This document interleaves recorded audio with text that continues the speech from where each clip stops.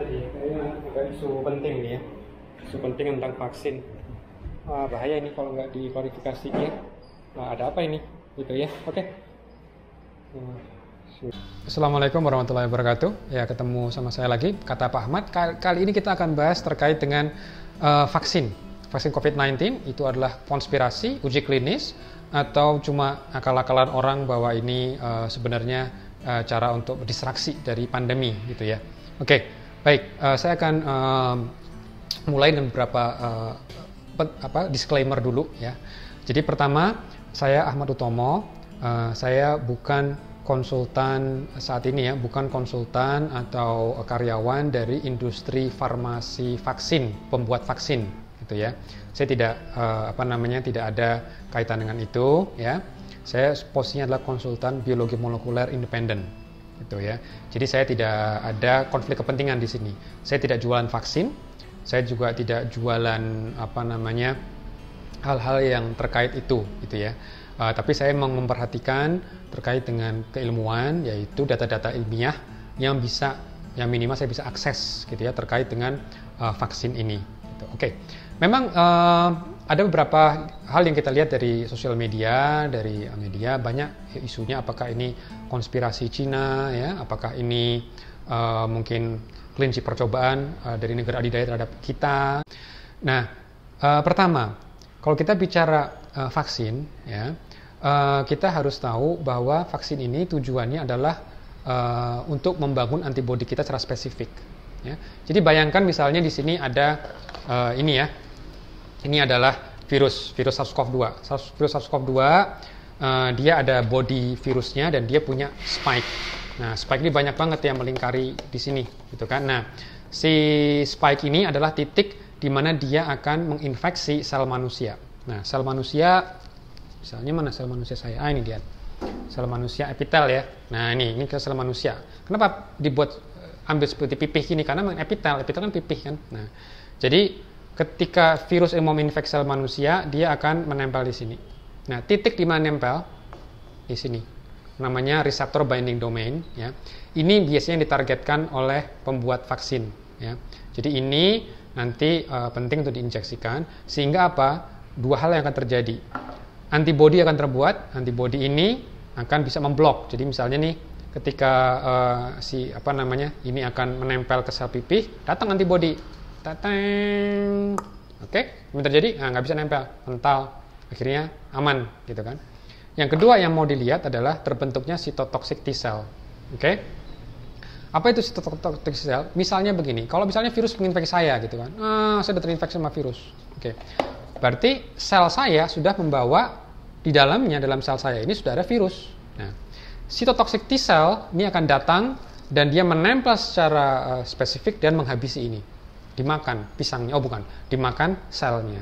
Nah, akhirnya apa? Kalau sel pabrik virus ini dimatikan, tentu aman, gitu ya. Oke. Nah, tapi yang menjadi pertanyaan, nanti sumber pembuatan vaksin ini virus dari mana, gitu kan? Itu kan virus dari Cina. Ya kan? Virus dari Cina cocok nggak untuk di Indonesia? Nah, sebetulnya kita perlu tahu bahwa yang namanya virus SARS-CoV-2 ini, ya, virus SARS-CoV-2 ini tidak punya paspor, Bapak Ibu sekalian. Jadi katakan ini virus SARS-CoV-2.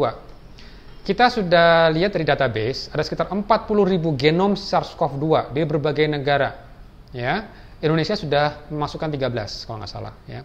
Kalau dianalisa, kesamaan di antara 40 ribuan genom SARS-CoV-2 tadi itu identik 99,99%, 99,99%. Oke. Panjangnya genomnya sekitar 30.000. At best, mutasi yang terjadi per genom sekitar 7. 7 per 30.000 berapa persen itu? Kecil sekali. Jadi sebetulnya virus ini masih lestari, ya, masih conserved gitu. Jadi tidak ada mutasi yang tanda kutip jadi beda banget gitu kan. Nah, teman-teman kita ya sudah publikasi ya, mereka sudah menganalisa sekitar 10 genom dan tidak ada mutasi yang berbahaya. Nama pengarangnya adalah Pak Ansori dan juga Pak Arli Parikesit. Nah, silakan di Google Pak Ansori, Pak Arli ya, Parikesit. Dia sudah publikasi ya. Dan dia sudah analisa untuk di area sini, RB di sini tidak ada mutasi sama sekali. 100% identik dengan yang di Cina, dengan di Amerika, dengan di Inggris, semua sama. Di Cina juga nggak ada masalah. Oke? Jadi kalau kita bilang harus virus Indonesia, ya itu kan zaman dulu mungkin ya, zaman flu burung. Makanya Bu Siti Fadila Supari, mudah-mudahan Allah melindungi beliau, itu kekeh gitu kan, nggak boleh benih virus flu burung dibawa ke luar negeri, karena beliau khawatir kalau nanti benih virus flu burung ini dipindah ke luar negeri, nanti perusahaan farmasi vaksin akan melakukan membuat vaksinnya, dijual ke Indonesia harganya mahal, padahal kita butuh gitu kan. Nah, makanya lahirlah membuat sejarah, setiap ada pertukaran bahan biologis harus ada MTA dulu gitu ya, ada Material Transfer Agreement. Tapi ini kita beda banget zamannya ya. Kenapa beda banget? Karena Cina ketika virus SARS-CoV-2 ini mulai terisolir ya, dia dengan cepat dalam waktu 2 minggu dia publikasikan genomnya. Sehingga seluruh dunia secara independen bisa memverifikasi betul nggak ini gitu. Jadi kalau dia mengatakan ini eksosom gitu kan, ya itu jelas tidak, argumennya lemah sekali, karena eksosom itu variasi macam-macam, bisa anything gitu kan. Tapi kalau virus SARS-CoV-2 genomnya pasti bisa kita cek ya. Saya juga beberapa penganalisa gitu kan. Ketika rekan-rekan melakukan PCR, saya analisa ya emang seperti ini hasilnya gitu kan, identik dengan yang lain gitu. Jadi nggak ada masalah. Jadi apakah harus virus yang dari isolat Indonesia? Nggak harus. Menurut saya nggak harus. Dari mana aja bisa. Bahkan ambil aja dari internet sekuennya. Nah ini yang menjadi menarik karena kita sekarang menyaksikan nih satu kemajuan teknologi genetic engineering ya. Mungkin rekan-rekan yang masih SMA yang mungkin mau, atau putra-putri bapak ibu yang mau bingung nih karirnya mau kemana, coba jadi biologi molecular biologist gitu kan, jadi genetic engineer gitu kan, untuk ini mungkin masa depan gitu ya. Oke. Nah jadi virus dari Indonesia tidak harus, tapi vaksin buatan Indonesia nah jadi menarik. Kalau kita bisa buat vaksin sendiri, nah itu justru lebih bagus. Nah cuma masalahnya kan, untuk bisa membuat vaksin itu agak tantangannya banyak gitu kan, dan biayanya juga nggak murah gitu ya, biayanya nggak murah, dan belum tentu berhasil juga gitu. Nah sementara kalau ada orang lain sudah mau deket nih, udah fase ketiga, kenapa tidak kita ikut join? Jadi nggak ada masalah harusnya ya, kita kerjasama karena ini adalah kerjasama internasional, sudah solidaritas gitu, asal tentu dengan win-win ya, dengan syarat-syarat yang win-win solution ya, tidak ada yang dieksploitasi. Nah bagaimana kita tahu ini efektif apa tidak? Jadi kalau misalnya kita lihat pembuatan vaksin, itu ada 3 tahap besar dalam pembuatan uji klinisnya. Yaitu pertama adalah fase 1. Fase 1 adalah melihat aman tidak. Jadi misalnya ini, kita buat vaksin. Kita menggunakan virus ini. Nah ini kan kita nonaktifkan. Jadi ketika kita nonaktifkan, lalu kita injeksi ke manusia, pertama kita ingin tahu, manusia ini punya alergi tidak? Apalagi kalau misalnya cara membuat virus ini pakai telur misalnya ya. Nah, kalau orang yang dialergin telur gimana? Kan bahaya kalau bisa alergi gitu kan. Nah, jadi fase pertama adalah fase aman nggak? Yang kedua, dosis, berapa banyak partikel yang harus dimasukkan ya? Apakah 1 miliar, 10 miliar, 100 miliar gitu kan? Itu yang kedua. Apa yang mau kita lihat dalam fase 1 dan fase 2, kita mau mengukur ya, setelah vaksin ini masuk ya, virus yang telah dinonaktifkan ini masuk, kita pengen tahu 2 hal. Pertama, antibodi terbentuk tidak si antibodi ini? Nah, kalau antibodinya terbentuk, pertanyaannya, dia bisa blocking nggak? Dia bisa blocking infeksi nggak? Karena kalau cuma antibodi kaleng-kaleng misalnya gitu ya, ya percuma antibodi, tapi dia nggak bisa ngeblok, bahaya ya, buang-buang waktu gitu kan. Nah, yang kedua yang mereka mau lihat adalah ini, terbentuk tidak cytotoxic T cell. Cytotoxic T cell ini bisa terbentuk tidak?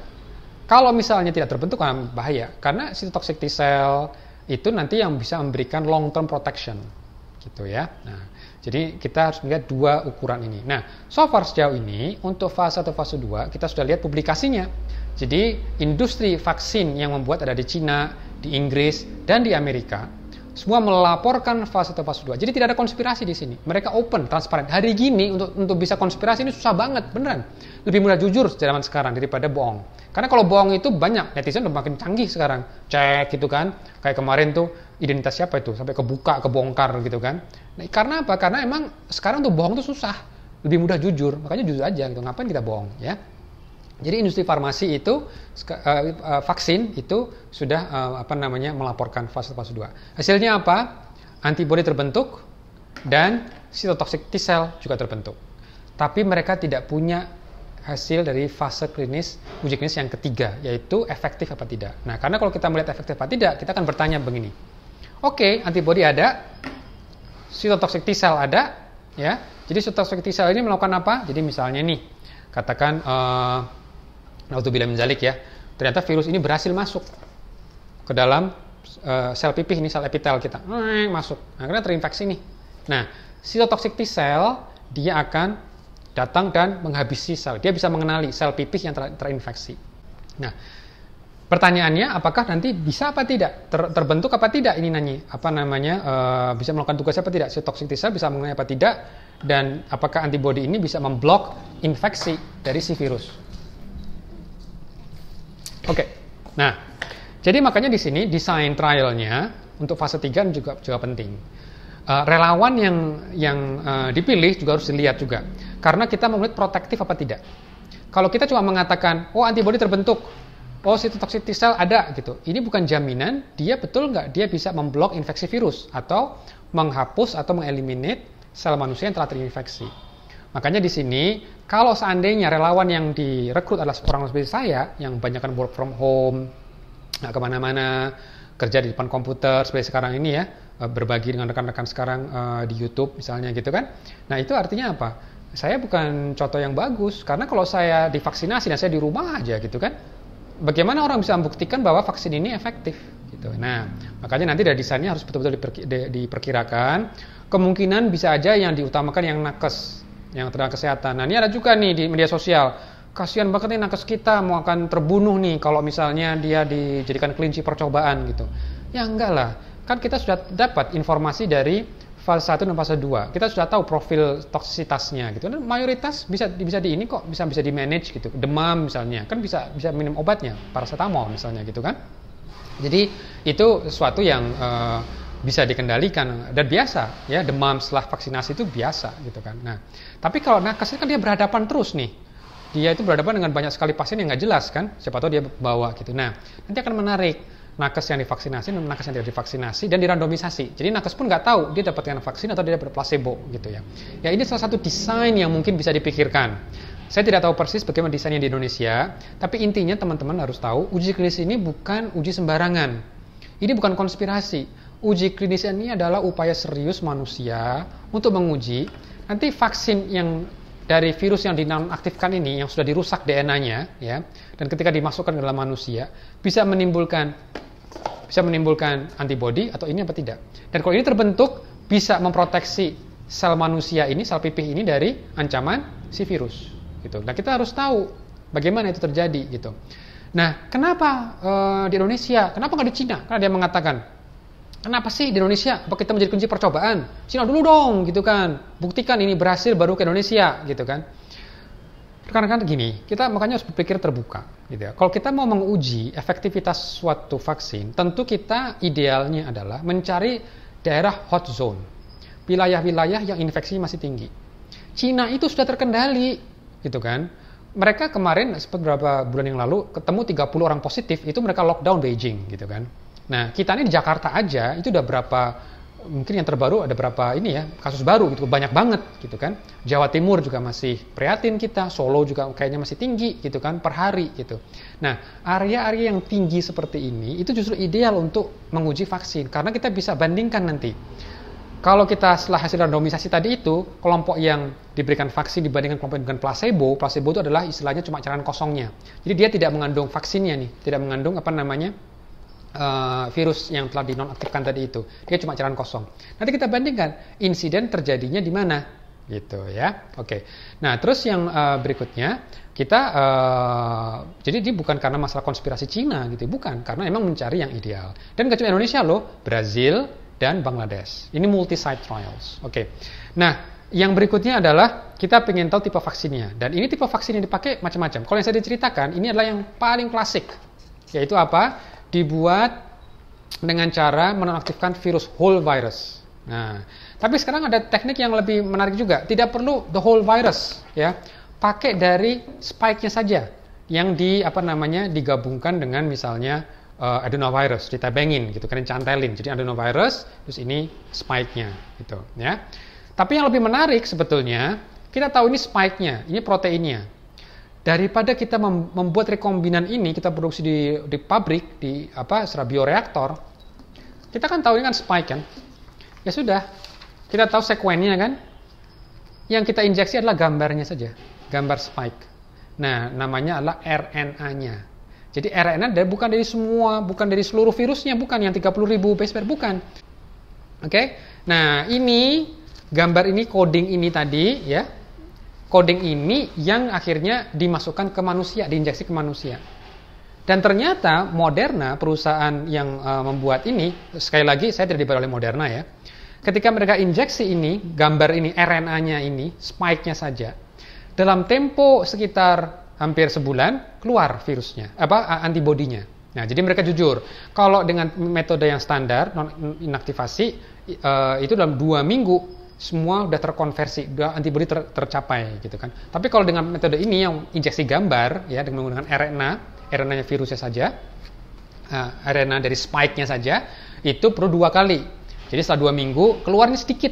Nah, di boost dengan injeksi berikutnya baru nanti keluar. Jadi setelah total sekitar sebulan baru nanti keluar antibodinya bagus dan juga cytotoxic T-cell juga keluar gitu. Nah, nanti kita akan bisa lihat mana yang lebih bagus kita nggak tahu sekarang, kita harus tunggu mungkin sampai tahun depan. Nah, jadi sambil kita menunggu hasil uji klinis rekan-rekan ya, jadi sekali lagi ini bukan konspirasi industri vaksin ya, bukan. Kita harus lihat bahwa ini salah satu upaya manusia untuk membuat vaksin dan kita banyak belajar juga.